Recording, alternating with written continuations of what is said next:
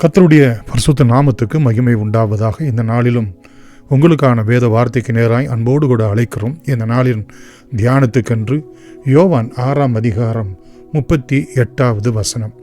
என் சித்தத்தின்படி அல்ல, என்னை அனுப்பினவருடைய சித்தத்தின்படி செய்யவே நான் வானத்திலிருந்து இறங்கி வந்தேன். ஆண்டவராகிய இயேசு கிறிஸ்து பிரியமானவர்களே சொல்லுகின்ற ஒரு சத்தியமான வார்த்தை. ஆண்டவர் எதற்காக இந்த பூமியிலே வந்தார் என்பதற்கு என்னை அனுப்பினவருடைய சித்தம் செய்ய என்று வானத்திலிருந்து இறங்கி வந்தேன் என்று அவர் சொல்லுகிறதை நாம் பார்க்கிறோம். பிரியமானவர்களே, அதைத்தான் வேதம் சொல்லுகிறது.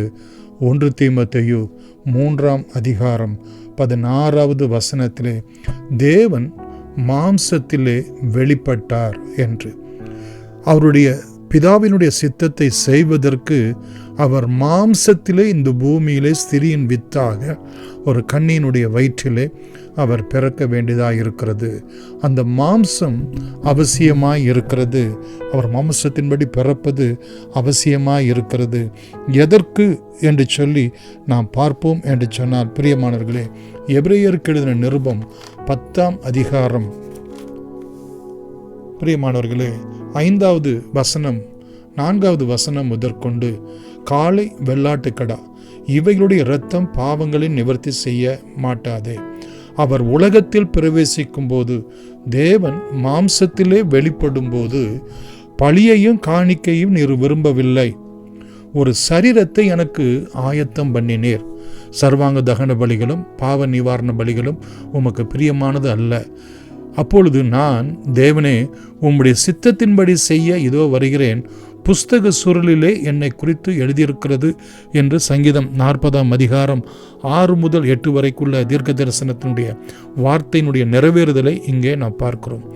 நியாயப்பிரமாணத்தின்படி செலுத்தப்பட்டு வருகிற பலிகளை குறித்து மேற்சொல்லியபடி பலியையும் காணிக்கையும் சர்வாங்க தகன பலிகளையும் பாவ நிவாரண பலிகளையும் நீர் விரும்பவில்லை, அவைகள் உமக்கு பிரியமானதும் அல்ல.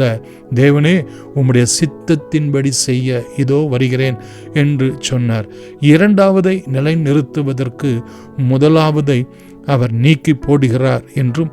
பிரியமானவர்களே, இயேசு கிறிஸ்துனுடைய அந்த சரீரம் எதற்காக என்றால் ஒரே தரம் பலியிடப்பட்டதினாலே அந்த சித்தத்தின்படி நாம் பரிசுத்தமாக்கப்பட்டிருக்கிறோம் என்றும் 14வது வசனத்திலே அந்த சரீரம் பலியிடப்பட்டதினாலே நம்மை அவர் என்றென்றைக்கும் பூரணப்படுத்தி இருக்கிறார், பரிசுத்தமாக்கப்பட்டிருக்கிறோம், பூரணப்படுத்தப்பட்டிருக்கிறோம் என்று சொல்லி அங்கே நாம் பார்க்கிறோம். அது மாத்திரமல்ல, எபிரேயருக்கு எழுதின நிருபம் எதற்காக அவருக்கு ஒரு சரீரம், மாம்சத்தின்படி ஒரு சரீரம் அவசியமாக இருந்தது என்றால் தேவ சித்தம் நிறைவேற வேண்டும். அவருடைய தேவ சித்தம் என்ன? 14:2-14 பார்க்கிறோம். பிள்ளைகள் மாம்சத்தையும் இரத்தத்தையும் உடையவர்களாக இருக்க அவரும் அவர்களைப் போல மாம்சத்தையும் இரத்தத்தையும் உடையவரானார். ஏன்? மரணத்துக்கு அதிகாரியாகிய பிசாசானவனை தமது மரணத்தினால், அவருடைய சரீரம் மரணம் அடைகிறது நிமித்தமாய் அந்த மரணத்தினாலே மரணத்துக்கு அதிகாரியாகிய பிசாசானவனை அழிக்கும்படிக்கும், 2வது ஜீவ காலமெல்லாம் மரண பயத்தினாலே அடிமைத்தனத்துக்கு உள் ஆனவர்கள் யாவரையும் விடுதலை பண்ணும்படிக்கு, நம்மை பூரணப்படுத்தும்படிக்கு, நம்மை பரிசுத்தப்படுத்தும்படிக்கு, இங்கே மரணத்துக்கு அதிகாரியாகிய பிசாசனவனை அழிக்கவும் நம்மை மரண பயத்திலிருந்து, அந்த அடிமைத்தனத்திலிருந்து விடுதலை பண்ணுவதற்கும் என்று நாம் பார்க்கிறோம். மாத்திரமல்ல, பிரியமானவர்களே, 6ஆம் அதிகாரம் யோவான் அங்கே 39வது வசனத்தில் நாம் பார்க்கிறோம். அவர் எனக்கு தந்தவைகளை நான் ஒன்றையும் இழந்து போகாமல் கடைசி நாளில் அவைகளை எழுப்புவதே என்னை அனுப்பினவருடைய சித்தமாயிருக்கிறது. யாரை எழுப்புவதற்கு? இயேசு கிறிஸ்துவை விசுவாசிக்கிறவர்களுக்கு, இயேசு கிறிஸ்துவின் அண்டையிலே வருகிறவர்களுக்கு 40வது வசனத்திலே நாம் பார்க்கிறோம்.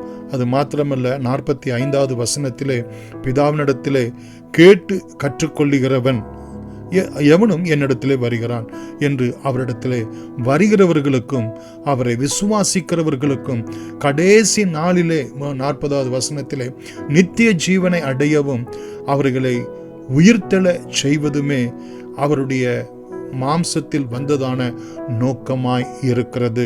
அது மாத்திரமல்ல பிரியமானவர்களே, அவர் மாம்சத்தில் வெளிப்பட்டதான நோக்கம் என்ன? 33வது வசனத்திலே 6 யோவான், வானத்திலிருந்து இறங்கி உலகத்துக்கு ஜீவனை கொடுக்கிற அப்பமே தேவன் அருளிய அப்பம். அதைத்தான் 35 நானே ஜீவ அப்பம், என்னிடத்துல வருகிறவன் ஒரு காலம் பசி அடையான். ஆத்தும பசி.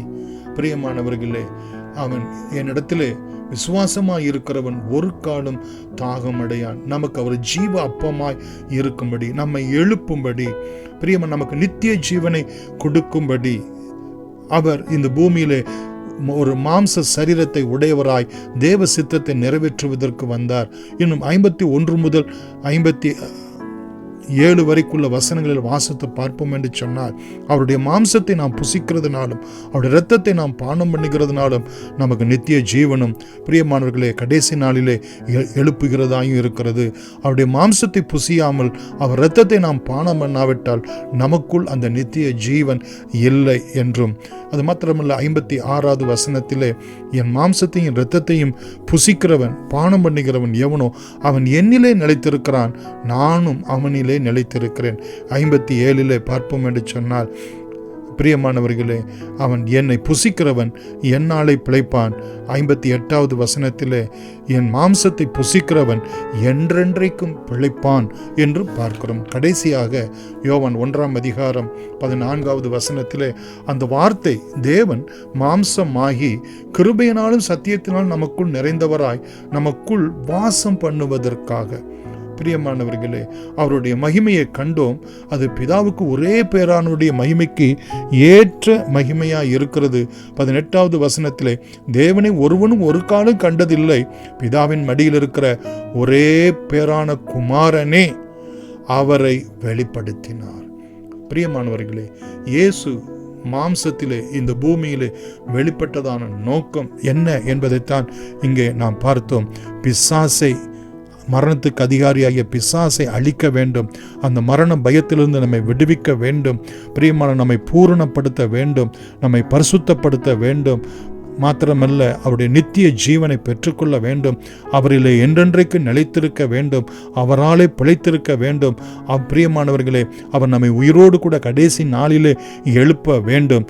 எல்லாவற்றுக்கும் மேலாக நாம் பார்த்தோம், பிதாவினுடைய மகிமையை நமக்கு அவர் வெளிப்படுத்தும்படியாக இந்த பூமியிலே அவர் மாம்சத்திலே தேவ சித்தத்தை நிறைவேற்றுவதற்காக வெளிப்பட்டார். அதைத்தான் நாம் கிறிஸ்துமஸ் ஆக இந்த நாட்களிலே கிறிஸ்துவனுடைய பிறப்பின் புண்ணியமாக நாம் கொண்டாடுகிறோம்.